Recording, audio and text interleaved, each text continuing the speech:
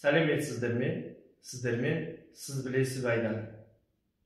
Америкалық, американдық, я болмаса италиялық, итальяндық деп жатамыз. Қайсысы дұрыс? Арасындағы н дыбысы қосылып кеткен америкалық, американдық деген қолданыстар бұл орыс тілінде сындырылған сөзді тура қазақша алу.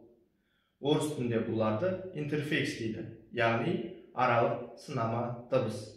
Олар мысалы американский дейді, американский демейді. Итальянский демейді, итальянский дейді. Арасына н дыбысын жалғайды. Скин деген сын есін жасайтын жұрнақтың алдына интерфекс қолданылады. Біз соны дәл солай аударып, американдық, итальяндық деп жатамыз. Бұл қате. Таза қазақша сол төбеге апарып, сын есімдік жұрнақты жалғау керек. Америкалық, италиялық. Осы нұсқа дұрыс. Назарларыңызға рахмет.